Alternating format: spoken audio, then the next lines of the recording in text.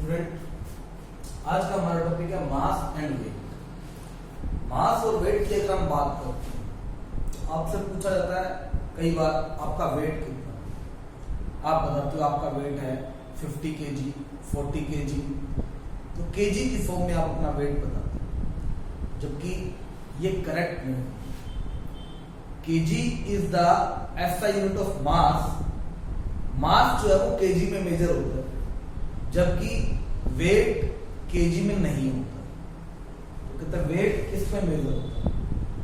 इस क्वेश्चन का आंसर ढूंढने के लिए हम आज टॉपिक करेंगे मास एंड वेट। मास की बात करें तो सबसे पहले मास एंड वेट में मास की बात करते हैं। मास वेट, मास की बात करें, जैसे ये आपके पास एक ऑब्जेक्ट है, इस मार्कर में ये प्लास्टिक लगा हुआ, कुछ और मटेरियल, तो ये सारा जो मटेरियल इसमें लगा हुआ है इसका मास सपोज कर लीजिए 100 ग्राम। तो इट मीन्स ये सारी जितनी भी चीजें लगी हैं वो 100 ग्राम। तो mass it is defined as, it is the quantity of matter contained in the, यानी इस बॉडी में जितना भी मैटर लगा हुआ है, जितना मटेरियल लगा हुआ है, वो सारा आपका मटेरियल मास में काउंट होगा। अगर यही बॉडी अर्थ की तरफ अट्रैक्ट हो जाए, इस तरह से अर्थ की तरफ अट्रैक्ट हुई, अर्थ के सेंटर की तरफ, आपको पता है ये अट्रैक्ट होती है फोर्स ऑफ ग्रेविटेशन से। यही ऑब्जेक्ट एम अर्थ की तरफ अट्रैक्ट होता है, ये सेंटर है अर्थ का, जिसपे मास अर्थ का कैपिटल है। अगर ये अट्रैक्ट होता है तो आपको पता है जिस फोर्स से अट्रैक्ट होता है उसको फोर्स ऑफ ग्रेविटेशन बोलते हैं।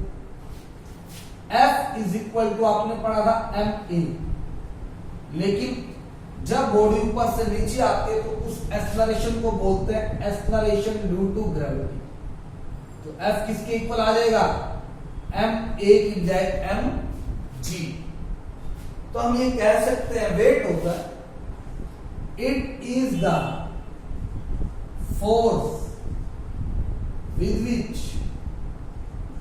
बॉडी attracted towards अर्थ। यानी वेट एक फोर्स है जिससे बॉडी अर्थ की तरफ अट्रैक्ट होती है। तो इस फोर्स का फॉर्मूला आया F is equal to mg। इस F को आप W लिख सकते हैं, W is equal to mg। तो वेट का फॉर्मूला होता है m इंटू g।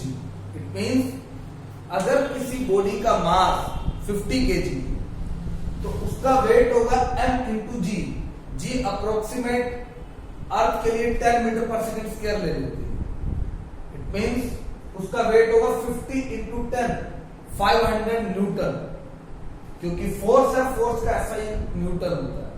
तो हम ये कह सकते हैं अगर ये बॉडी का मास 10 kg है और अर्थ की तरफ अट्रैक्ट हो रही है तो वेट होगा 10 की बजाय आपने 50 सपोज किया तो आप 50 ले लीजिए, मास ले लीजिए 50 kg। जी की एग्जैक्ट वैल्यू तो 9.8 होती है, अप्रोक्स आप 10 ले सकते हैं। तो एग्जैक्ट से करें तो ये हमारे पास 5 8 दा 40, 0 4, 5 9 दा 45, 4 49, तो 490 न्यूटन होता है। तो मास का ऐसा यूनिट केजी होता है, वेट का ऐसा यूनिट क्या होता है, Newton.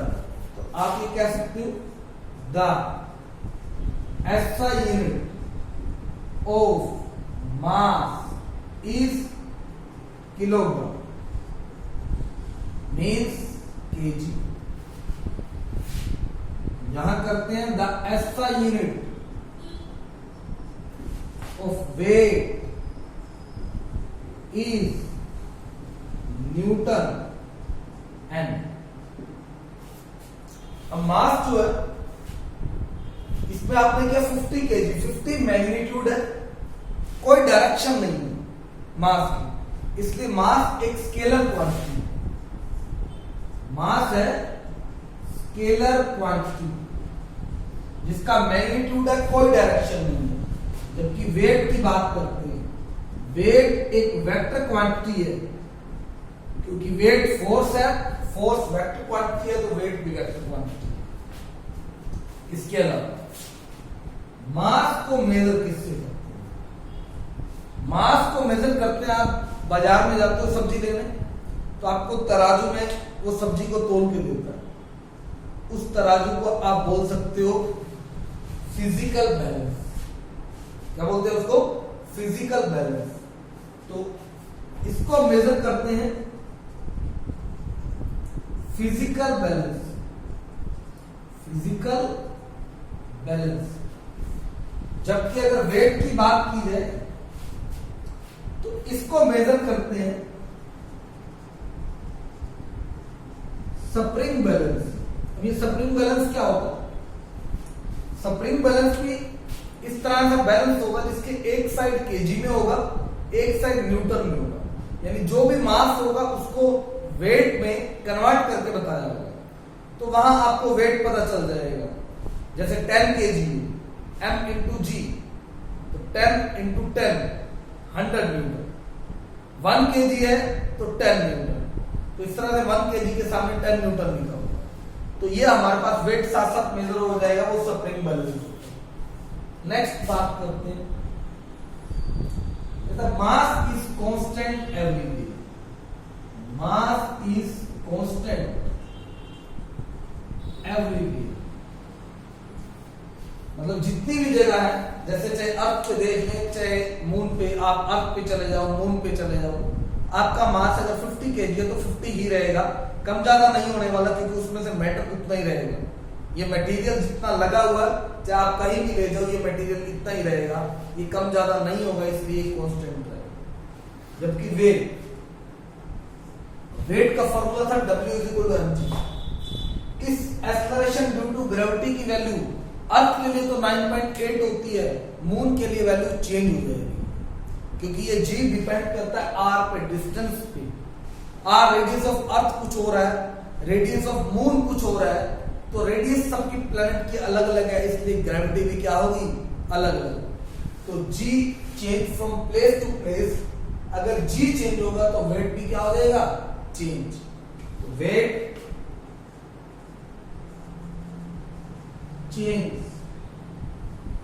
From place to place, place to place weight क्या करेगा? चेंज करेगा, जबकि m क्या रहेगा? कांस्टेंट। तो ये हमारे पास डिफरेंस है मास और वेट में। तो अब वेट जो है, आपने अभी का प्लेस टू प्लेस चेंज होता है। अर्थ पे इस ऑब्जेक्ट का वेट निकाल लिया, हमारे पास आया 490 न्यूटन। कहता है इसी ऑब्जेक्ट का वेट आप मून पे निकाल के बताइए क्या होगा। तो मून पे निकालने के लिए आपको मून की ग्रेविटी पता होनी चाहिए। मून की ग्रेविटी अगर पता होगी तभी इसी ऑब्जेक्ट का वेट मून पे निकाला जाए। तो अब हम टॉपिक करते हैं wait of an object on moon. Wait of an object on moon, इसी ऑब्जेक्ट का हमने जो वेट निकाला हुआ है, हम अर्थ पे भी निकालेंगे, मून पे भी निकालेंगे। अब टॉपिक है weight of object on moon. किसी भी ऑब्जेक्ट का वेट मून पे क्या है, तो पहले हम उसके एक्सप्रेशन करेंगे, फिर हम उसका न्यूमेरिकल सोल्व करेंगे। अगर कोई ऑब्जेक्ट है, जैसे ऑब्जेक्ट है मास m, ये अर्थ पे अट्रैक्ट हुआ, अर्थ पे, अर्थ का मास कैपिटल है और रेडियस r होती है। इस मास ऑफ अर्थ को me लिख दो, re radius of earth, me mass of earth, ये वैल्यू होती है हमारे पास जो अर्थ का मास होता है 6 into 10⁻24 kg, radius of earth, ये हमारे पास 6.4 into 10⁻6 मीटर। अर्थ का मास और रेडियस का मास आपको याद रखना है।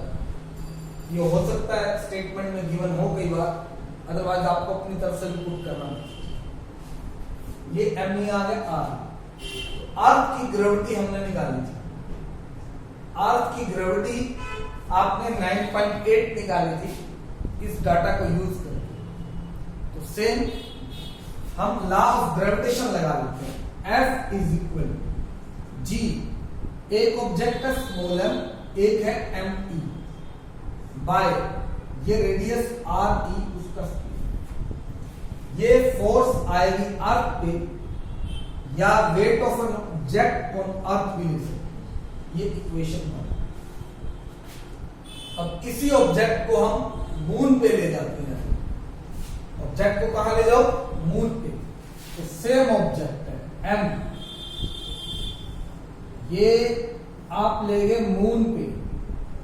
मून का मास ले लीजिए mm means mass of object.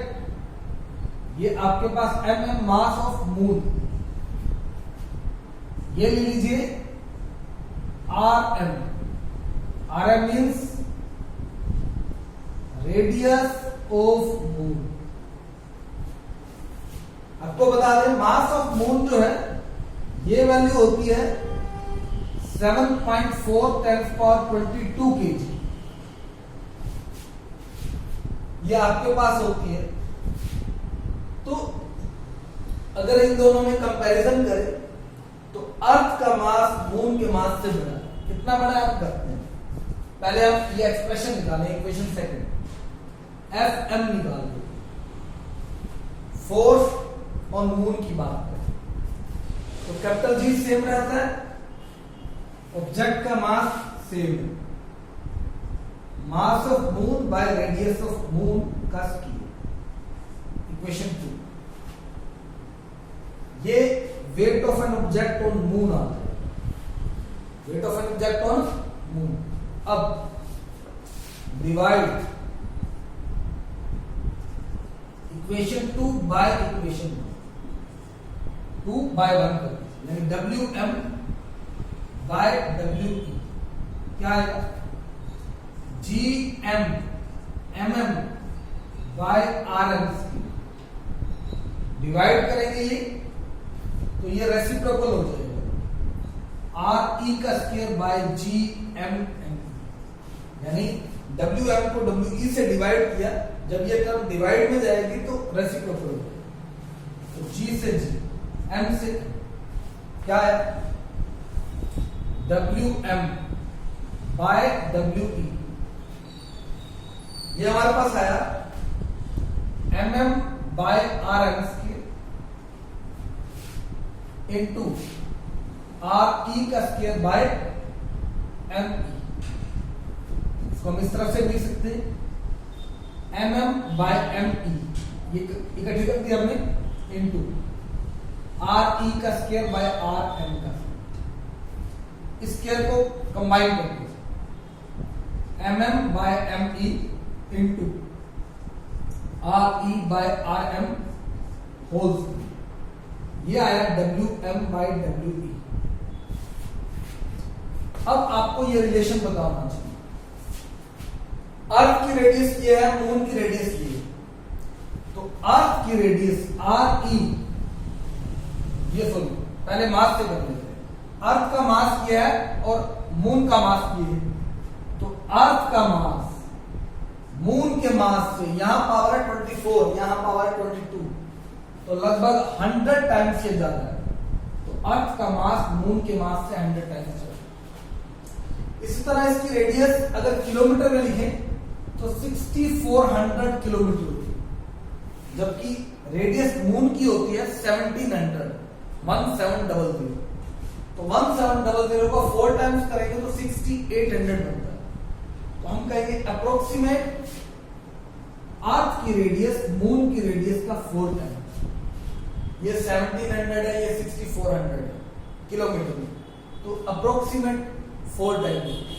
ये वाली यहां पर mm by me into re की जगह 4rn और me की जगह भी हम पुट कर देंगे, हमारे पास आ चुका है 100 mm और re की जगह 4rn, यहां 4rn और यहां 100 mm put by rn whole square. rn से rn, mm से mm, 4 का स्क्वायर 16 बाय 100।